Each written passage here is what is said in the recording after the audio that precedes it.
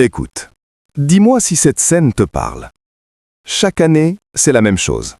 Un communiqué officiel, un discours solennel, un responsable qui regarde la caméra et dit « La situation est sous contrôle. Les groupes armés sont neutralisés.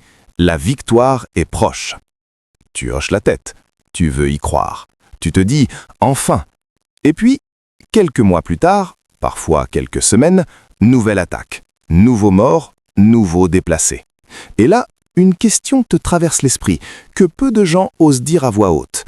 Mais si on gagne chaque année, pourquoi la guerre ne finit jamais? Voilà le truc. Si tu te poses cette question, tu n'es pas naïf.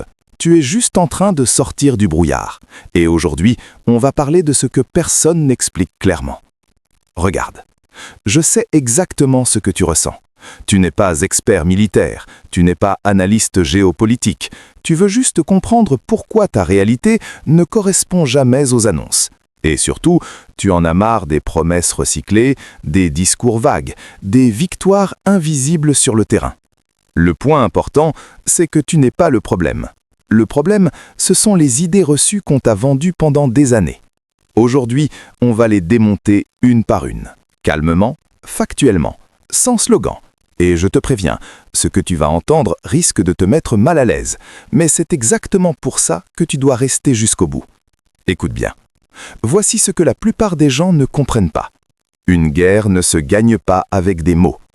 Dans les conflits modernes, et les experts de l'ONU, de l'International Crisis Group ou du CIPRI le répètent depuis des années, la communication politique n'a presque aucun lien avec la réalité militaire. Un exemple simple.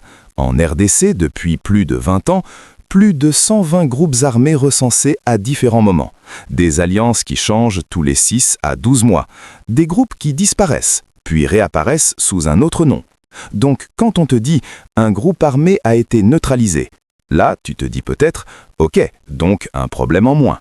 Mais en réalité, souvent, le chef a fui, les combattants se sont dispersés, les armes circulent encore, le réseau économique reste intact.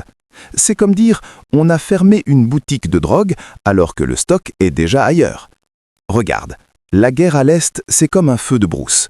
Tu peux éteindre une flamme ici, arroser une zone là-bas, mais tant que le vent souffle, l'herbe est sèche et que personne ne traite la cause, le feu revient toujours. Annoncer une victoire militaire sans régler l'économie de la guerre, la circulation des armes, l'impunité, la pauvreté locale, c'est exactement comme peindre une maison dont les fondations sont pourries.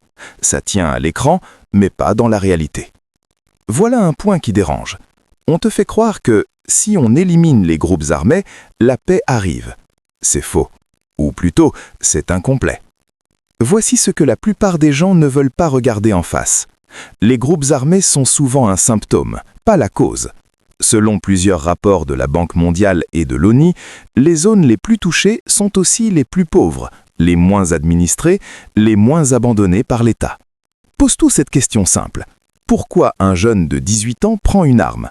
Rarement par idéologie, souvent par survie, absence d'alternative, promesse d'un revenu, sentiment de protection. Si demain tu n'as ni travail, ni sécurité, ni avenir clair, et qu'un groupe t'offre un peu d'argent, un statut, une arme, tu fais quoi? Voilà le truc. La guerre continue parce que le vivier humain ne se tarit jamais. Là, tu te dis peut-être, oui, mais quand même, l'armée fait des efforts, il y a des opérations, il y a des morts chez les rebelles. C'est vrai, et il faut le reconnaître. Mais écoute bien la nuance, elle est cruciale. Gagner des batailles n'est pas gagner une guerre. Les États-Unis ont gagné presque toutes les batailles au Vietnam. Ils ont quitté le pays en perdant la guerre. Pourquoi? Parce qu'ils n'ont jamais contrôlé la population, la narration et l'économie locale. Et c'est là que ça devient vraiment intéressant. Parlons franchement. Voici un fait documenté par Global Witness, Human Rights Watch et Nations Unies. La guerre à l'Est est aussi une économie de minerais, de taxation illégale, de routes contrôlées, de contrebande, de rançons, de contrats de sécurité.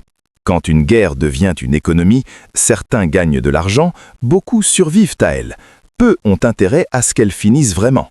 Et attention, Je ne dis pas que tout le monde profite, je dis que suffisamment d'acteurs ont intérêt au statu quo pour que la guerre se recycle. Annoncer une victoire, oui. Détruire l'économie de guerre, beaucoup plus compliqué, beaucoup plus dangereux, beaucoup moins médiatique. Voilà une autre erreur mentale. On pense qu'une victoire, c'est un événement, une annonce, une date, alors qu'en réalité, dans ce type de conflit, la victoire est un processus long, invisible et ingrat. Ça veut dire des routes sécurisées pendant des années, des écoles qui réouvrent, une justice locale crédible, une armée payée, formée, contrôlée, une administration présente. Tout ça ne fait pas de belles images, mais c'est ça la vraie victoire. Et c'est précisément pour ça qu'on préfère annoncer plutôt que construire. Écoute bien, parce que c'est là que je veux t'emmener. Ce qui se passe avec cette guerre, c'est exactement ce qui se passe dans la vie de beaucoup de gens. Ils annoncent « cette année, je change, cette fois c'est fini ». Mais ils ne changent ni leurs habitudes, ni leur environnement, ni leur système. Résultat, même problème. Encore et encore. Une nation fonctionne pareil. Sans discipline structurelle, il n'y a que des annonces. Alors la vraie question n'est pas « pourquoi ils mentent ?» La vraie question c'est « qu'est-ce que moi je fais de cette information ?»